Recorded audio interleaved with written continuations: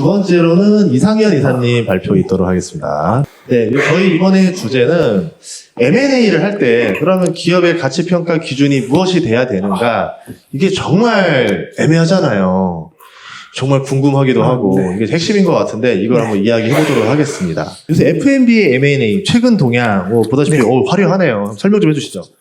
네. 일단은 보시면은 과거에 TA 어소시에이츠의 공차 인수라든가, 칼라일의 투썸플레이스 인수, 이런 것 때문에 이렇게 좀, PF 투자가 좀 많았다가, 21년도, 22년도에 이제, 코로나 장기화랑, 그 다음에 F&B 비즈니스에 대한 이 정부의 규제 강화, 그리고 물가 상승에 따른 요인 등의 이유로, 투자가 좀 주춤했다가 24년도에 이제 컴포즈 커피가 이제 졸리비에 이제 약 4,700억 정도에 매각됐고, 그 다음에 유화정은 이제 삼화식품에 간장 만드는 회사 삼화식품에 이제 매각이 됐고, 그 다음에 이제 메디포 갈릭도 이번에 또 매각이 됐고, 그 다음에 이제 명륜당 같은 경우는 아직은 제가 봤을 때 아직 지금 딜이 진행 중인 걸로 알고 있는데, 이것도 이제 시장에서 지금 진행 중에 있습니다. 그래서 조금 확실히 과거보다 다시 조금 F&B M&A가 조금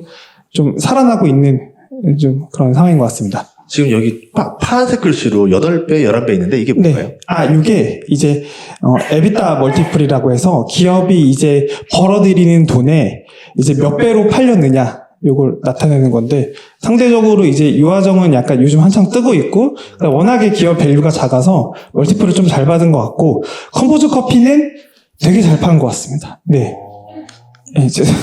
잘 파는 것 같습니다. 더 비싸게 팔 수 없었어요? 컴포즈 커피요? 네. 여기가 약간 30배 막 이런 거. 30배요? 네. 컴포즈가 그러면은 커피 먹고 막 수명 늘어나고 약간 그러면 가능할 것 같습니다. 한약 커피. 네. 커피 먹었는데 막 수명 늘어나고 막 살 빠지고 이러면, 호수맛 이런 식으로. 네, 알겠습니다. 그런 거 가능할 것 같습니다. 네, 넘어가보시죠. M&A가 활발한 이유, 그러니까 F&B가 좀 매력적인 게 있을 거 아니에요? 네, 최근에 다시 F&B M&A가 활발한 이유는 크게 제가 생각했을 때 한 3가지 정도가 약간 복합적으로 좀 고려되지 않았을까 싶은데, 일단 첫 번째로는 크로스보더 딜입니다. 그러니까 이제 첫 번째로 컴포즈 커피 같은 경우는 국내에서 이제 인수한 게 아니라 이제 필리핀에서 이제 가장 큰 외식 프랜차이즈 업체인 졸리비에서 인수한 거고요. 또 하나는 이제 또 다른 또 크로스보더 딜 같은 경우는 스낵 만드는 개미식품이라고 어플마 캐피탈에서 일본의 닛산 아닙니다. 닛신에서 인수한 이런 크로스보더 딜이 좀 요즘에 좀 활발한 것 같고, 또 하나는 이제 기존에는 이제 프랜차이즈 비즈니스 위주의 이제 M&A가 주로였다면 요즘에 이제 HMR이나 간편식, 그 다음에 이제 이런 식품 유통 막 제조하는 이런 업체까지 좀 M&A의 거래가 좀 더 활발해졌다, 이렇게 좀 볼 수 있을 것 같고, 또 하나는 전반적으로 예전에 비해서 기업의 가치가 좀 낮아진 것 같습니다. 그 이유는 외식 산업 지수가 이제 100 이하면은 앞으로 이제 사람들이 이제 외식을 잘 안 할 거다, 안 하려고 하는 유인이 더 클 거다라는 건데, 이게 지금 외식 산업 지수가 계속 2분기 이후 하락세로 나타나는 이런 현상 속에서 약간 매도자가 안 팔리는데 자꾸 그러니까 조금 가격을 좀 낮추는 게 좀 요인이 되는 것 같습니다. 착한 가격도 매력이었다 볼 수 있겠네요. 가격 정상화. 비쌌다, 그전에는. 네, 좀 이렇게, 왜냐면 파는 사람 입장에서는 비싸게 팔고 싶은데. 마음은 다 그렇죠.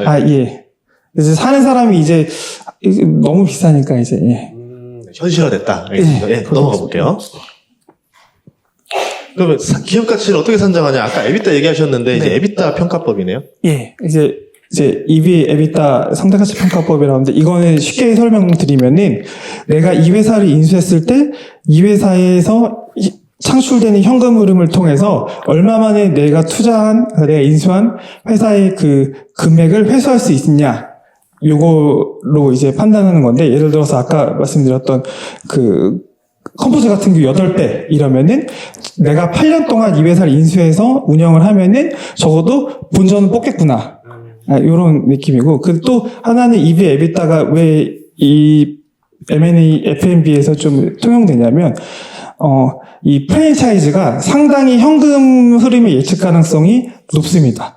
어차피 로열티야 뭐 매달 따박따박 들어오는 거고, 물류야 뭐, 대충 가맹점 하나 내면은 거기서 파는 그 매출 어느 정도 가맹점 하나당 이제 그러니까 수정이 가능하기 때문에 이런 안정적인 현금 흐름을 통해서 어느 정도 에비타를 예측 가능하기 때문에 많이 좀 통용되는 것 같습니다. 예, 알겠습니다. 넘어가 볼까요? 컴포즈 커피랑 메가 커피 뭐가 다르냐? 인수 금액이 너무 많이 차이 나는데요? 예, 맞습니다. 그래서 제 생각에는 일부분 이제 메가 커피가 조금 그 당시 시점에 좀 싸게 판 게 아닌가 느낌이 있고, 또 하나는 이제 저희가 인수자의 차이에 좀 주목할 필요가 있을 것 같습니다. 일단은 메가 커피 같은 경우는 이제 PE에서 FI에서 인수한 케이스고요. 컴포즈 커피는 아까 말씀드렸던 졸리비 푸드라는 이런 SI가 같이 껴있는데, 특이한 게 이제 이 엘리베이션 P는 FI입니다. 그래서 같이 인수해서 좀 차이가 났다. 그렇게 볼 수 있을 것 같습니다. 근데 차이가 너무 나잖아요. 이제 그거에 대해서 이제 제가 좀 이제 설명드리려고 하는데, 네.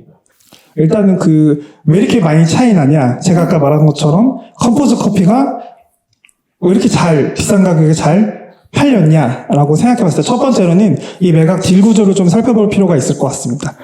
제가 생각하기에 이 졸리비 푸드가 돈이 없는 회사가 아니거든요. 24년도 반기 기준 현금성 자산만 약간 8천억 정도가 되는데, 굳이 졸리비 푸드가 다 인수하면 되는데 왜 이 엘리베이션 에쿼티 파트너스를 껴서 같이 인수했을까?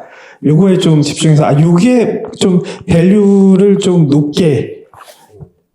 높더라도 인수했던 뭔가 이유가 되지 않을까 싶어서 요거에 대해서 좀 더 살펴봤습니다. 여기서 이제 제가 생각하는 가설입니다. 이건 제가 사실 이쪽에 이제 아는 분이 없어가지고, 제가 생각했을 때 이제 딜의 키맨은 F&B 전문 PF인 약간 엘리베이션 에쿼티 파트너스가 좀 뭔가 역할을 하지 않았을까 싶습니다. 일단 엘리베이션 에쿼티 파트너스가 이렇게 참여하게 된 거에 대해서 이제 과거의 이 이력을 한번 살펴보면은, 일단은 요 엘리베이션은 전신이 이제 로아탄 그룹이라고 이제 F&B를 좀 주로 투자했던 요게 전신이었고요. 과거의 트랙 레코드를 살펴보면은 2013년에 이 로아탄 그룹이 BHC를 인수한 다음에 이 창고, 불소식당, 그 다음에 이 한매수됐고, 요런 이 프랜차이즈 하는 회사들이 있는 FSA라는 그 프랜차이즈 서비스 아시아라는 데를 자회사로 편입시킨 다음에 볼트홀 투자를 통해서, 그 다음에 2020년 이제 MBK에 이제 요거를 전체적으로 매각해서 약간 머니 멀티플 기준 2.6배 투자 수익을 얻은 이력이 있기 때문에 요 비즈니스에 되게 자신이 있는 것 같습니다. 안 물릴 수 있다. 이게 그럼 이걸 사서 더 비싼 값에 되팔 수도 있다. 제 생각에는 이게 보통 PE가 이제 경영권을 인수하는데 25%면 사실은 PE 입장에서는 소수 지분이기 때문에, 이건 근데 어디까지 제 가설입니다. 네. 맞습니다. 그래서 다시 결국 어느 정도 되면은 풋옵션 행사에서 졸리비에 팔지 않을까 싶은 생각도 있습니다. 또 넘어가 볼까요? 그러면 이제 재무제표 측면에서 컴포즈 커피와 메가 커피는 무엇이 다르냐를 봤을 때, 사실은 가맹점 수 추이, 그 다음에 매출액을 봤을 때는 과거도 그렇고 현재도 그렇고 메가 커피가 가맹점 수나 매출액 기준으로는 더 앞서는 것은 사실입니다. 그래서 아까 제가 처음에 소두에 말씀드렸던 메가 커피가 좀 싸게 판 느낌도 든다, 이런 말씀이 요 가맹점 수 추이와 매출액의 추이, 성장세나 이런 걸 보면은 나타나는데, 그럼에도 불구하고 컴포즈 커피가 메가 커피보다 더 비싸게 팔린 이유에 대해서는 저희는 좀 매출 원가율에 좀 주목할 필요가 있을 것 같습니다. 그러니까 오른쪽에 보면은 국내 유명한 커피 프랜차이즈의 본사 매출 원가율을 나타나 있는데요. 할리스 커피가 74.96% 제일 높고요. 그 다음에 이제 이데아랑 메가가 한 61%대, 그리고 컴포즈 커피는 압도적으로 낮은 43%대의 원가율이라서, 그래서 쉽게 설명하면은 메가 커피가 커피 3잔 팔 때 컴포즈 커피는 2잔만 팔아도 똔똔이다. 이게 차이가 나는 이유가 있어요. 왜냐하면 예를 들어서 저가 커피니까 가격을 더 낮춰도 컴포즈 커피는 이익이 나는 구간이 생기고 상대는 적자 만들 수도 있잖아요. 그래서 그걸 또 한번 좀 살펴보기 위해서 컴포즈 커피의 비즈니스 구조를 좀 살펴봤는데, 일단은 이런 F&B 프랜차이즈업을 영위하는 본사의 매출 구조는 크게 가맹비 매출과 상품 매출, 공사 매출로 이렇게 나눌 수 있습니다. 이 가맹비 매출 중에서 교육비나 로열티, 그다음에 공사 매출 같은 경우는 가맹점을 신규 오픈했을 때 발생하는 매출이고요. 그 다음에 이제 상품 매출 대표적으로 이제 물류 매출이 있는데 이 물류 매출은 그 가맹점에 납품하는 그런 물류. 그래서 커피 프랜차이즈 같은 경우는 원두, 빨대, 예.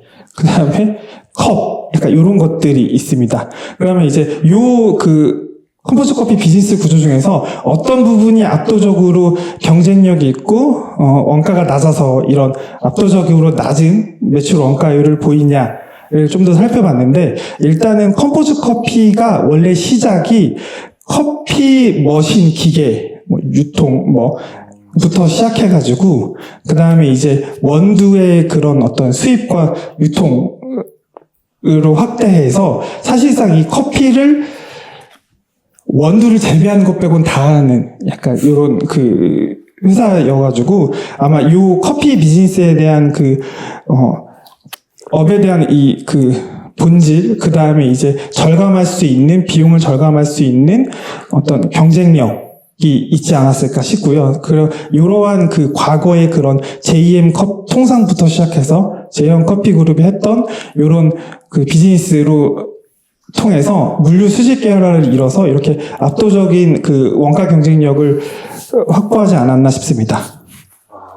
이걸 갖고 있기 때문에 아니면 다 물류도 갖고 있으니까 이걸 가지고 또 확장을 해나갈 수도 있을 거 아니에요. 예, 맞습니다. 그럼 가격 경쟁이 좋은 또 제2, 제3의 프랜차이즈를 또 만들어낼 수도 있는 상황인 거고. 예, 맞습니다. 예, 알겠습니다. 또 볼까요? 네. 그래서 이제 F&B 프랜차이즈에 대해서 한번 사례도 살펴봤고 어떻게 평가하는지에 대해서도 말씀드렸는데요. 그러면 F&B 프랜차이즈 회사를 높은 가격으로 매각하기 위해서 고려해야 될 점이 어떤 점이 있을까에 대해서 좀 말씀드리고자 합니다.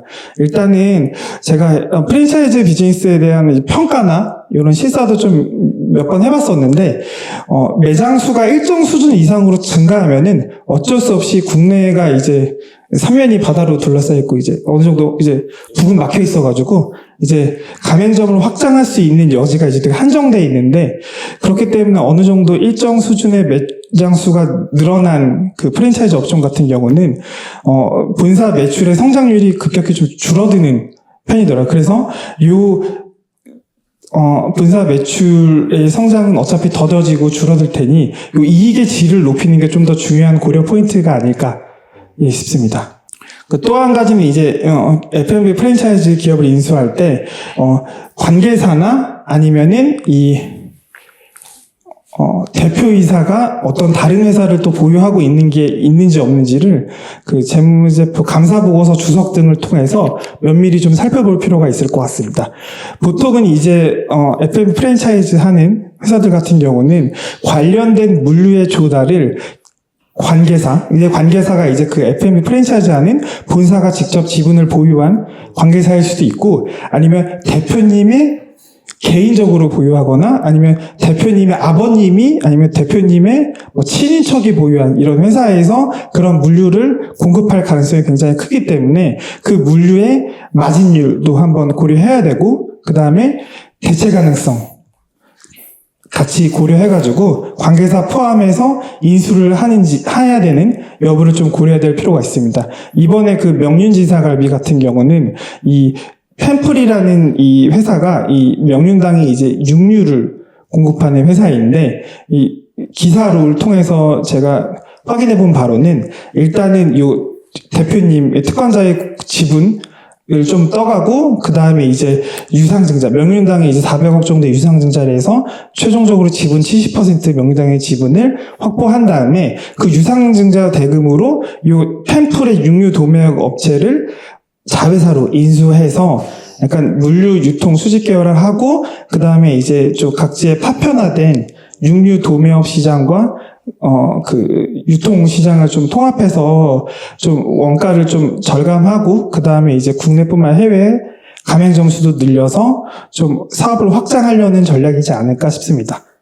예. 알겠습니다. 또 볼까요? 최근에 더본 코리아라고 이제 백종원 님께서 이제 최대 주주로 계신 이제 더본 코리아가 상장을 했는데, 이게 저희가 기존에 논의했었던 이런 프랜차이즈 비즈니스보다 굉장히 좋은 기업 가치를 받고 상장을 했습니다. 그래서 이것도 굉장히 좋은 케이스 스터디로서 어떻게 더본 코리아가 일반적인 프랜차이즈 비즈니스인데, 참고로 아직도 더본 코리아의 주력 매출은 백다방과 홍콩반점 등 프랜차이즈이기 때문에 아직까지는 더본 코리아가 종합식품 기업이 아니라 저는 이제 프랜차이즈 기업으로 생각하기 때문에 한번 더본 코리아가 어떻게 좋은 기업 가치를 받았는지 좀 저희가 좀 알아보는 게 도움이 될 것 같아서 준비했습니다. 더본 코리아는 어떻게 기업 가치를 산정했는지를 한번 살펴보면요. 일단은 첫 번째로는 평가 모형을 선정을 해야 되는데, 상대 가치 평가 방법 중 아까 좀 전에 설명드렸던 EV EBITDA가 아닌 PER, 이제 PER로 선정을 했는데요. 이 이유는 주당 공모 가치를 해야 되기 때문에 상장을 하려면 굳이 이 부채 사이드는 고려할 필요가 없어가지고 그냥 PER로 한 것 같습니다. 예, 그리고 비교 기업을 선정을 해야 되는데, 보통 비교 기업은 재무 유사성, 사업 유사성, 일반 유사성 등 종합적으로 고려해서 비교 기업을 선정합니다. 근데 여기서 이제 최종 비교 기업으로 선정된 게 저희가 잘 알고 있는 프랜차이즈 기업이 아니라 CJ 시푸드, 대상, 풀무원, 신세계푸드 등 약간 식품 기업, 종합 식품 기업을 선정했고요. 요 비교 기업을 선정하는 과정에서 좀 논란도 많이 있었다고 저는 전해 들었습니다. 예, 그리고 이제 기업 가치를 이제 이 관련해서 재무 정보와 시장 정보를 이용해서 산출하게 되는데, 요 비교 기업 선정 관련해서 자세히 한번 살펴보겠습니다. 네. 더본 코리아는 비교 기업으로 종합 식품 기업들을 선정했는데, 요 신세계푸드, 노브랜드 신세계푸드 빼고는 사실상 이 프랜차이즈나 이런 오프라인 F&B를 영위하는 회사가 없어 보이는데, 예. 그래서 사실상 지금 현재 더본의 주요 매출을 차지하는 구성 요소인 프랜차이즈에 해당하는 회사들은 많이 없긴 한데, 어쨌든 이 회사들을 유사기업으로 선정해서 약 15.78배의 멀티플을 인정받았습니다. 그럼 왜 국내 프랜차이즈 상장사를 유사회사로 넣지 못했냐? 요걸 한번 살펴보면요. 일단은 첫 번째로 업종 유사성에서 저희가 이제 아까 보여드렸던 PER 멀티플을 선정하려면 상장사 기준으로 해야 되는데, 컴포즈 커피와 메가 커피 같은 경우는 비상장사기 때문에 1차적으로 일단은 걸러졌습니다. 그리고 이제 2차적으로는 사실상 이 상장한 프랜차이즈가 좀 상황이 많이 좋지 않습니다. 그래서 일단 적용할 수 없었고요. 대표적으로는 연안식당과 마포갈매기라는 브랜드를 갖고 있는 디딤 ENF가 지금 거래 정지 중이어가지고, 요거는 이제 당기 순이익도 적자기도 하고, 이래서 재무적 유사성에서 걸려서 포함되지 못했고요. 예, 그 다음에 이제 일반 유사성에서는 교촌 같은 경우, 유일하게 거의 F&B 중에서 아직까지는 좀 멀쩡한, 교촌 F&B 같은 경우는 퍼가 너무 높아서 29로 약간 비경상적인 수치라고 판단돼서 제외되었습니다.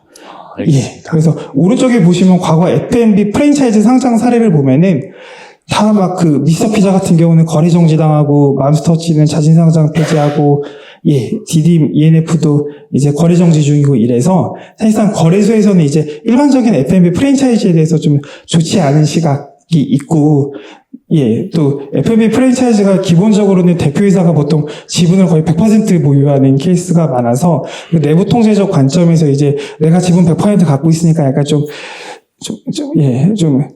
대표이사가 좀 대여금도 좀 갖고 가기도 하고, 예, 대여로 좀 돈 좀 갖고 가기도 하고, 좀 요런 케이스들이 있고, 좀 통제적 측면에서, 예, 그리고 또 F&B 비즈니스 본업이 본질이 본사가 이익을 얻으면 이제 가맹점주들이 좀 손해를 본다. 가맹점주들이 이익을 얻으면 본사가 좀 손해를 본다. 이렇게 약간 좀 트레이드오프 관계로 생각하기 때문에 거래소에서는 일단 일반적인 F&B 프랜차이즈라고 보면은 좀 부정적으로 좀 보는 경향이 있어서, 이런 부분도 이제 프랜차이즈를 유사회사로 반영 안 한 요인 중에 좀 하나가 되지 않을까 싶습니다. 네. 그래서 결론적으로 말씀드리면은 더본코리아가 일반적인 F&B 기업 대비 높은 기업 가치를 선정받을 수 있는 이유를 좀 정리를 해보면은 일단은 포지셔닝을 잘했다. 일단은 단순하게 프랜차이즈 기업이 아니라 종합식품 기업임을 어필하기 위해서 좀 포지셔닝을 잘했다. 그런 포지셔닝을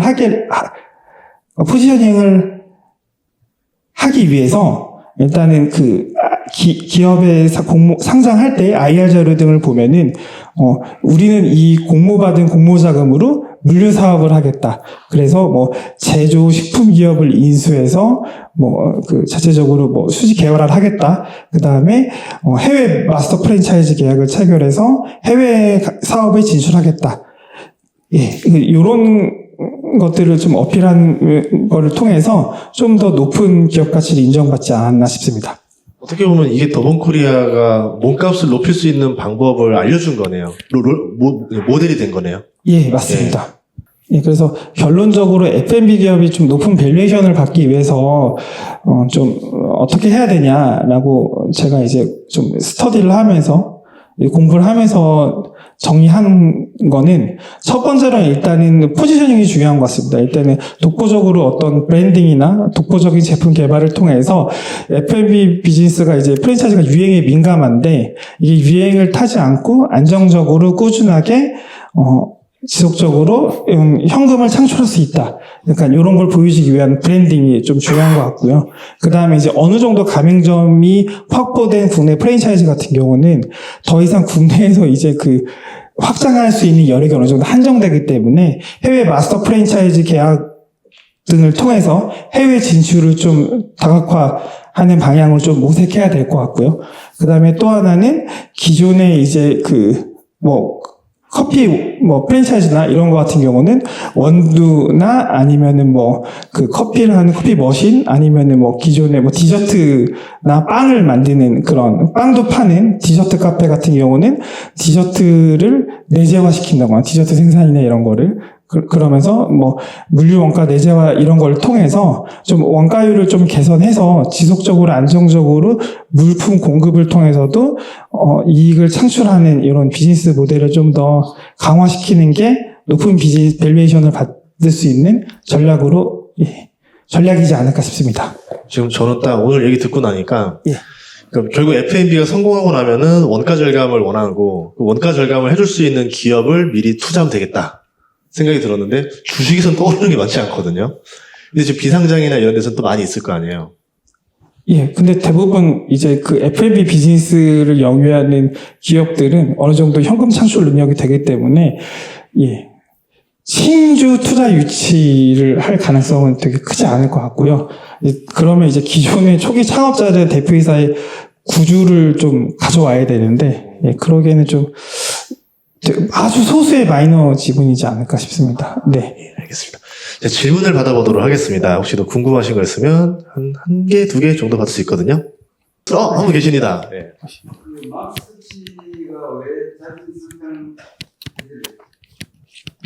맘스터치가 자진 상장 폐지한 이유.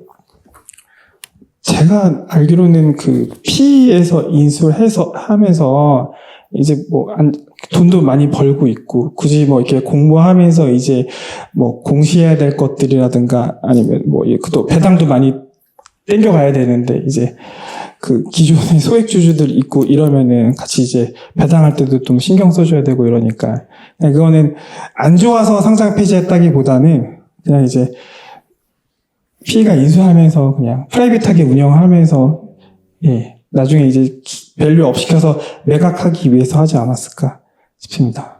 네, 그러면 오늘 이렇게 마치도록 하고요. 자, 넘겨주시고요. 네, 박수로 한번 또 환영해 주셨습니다. 감사합니다.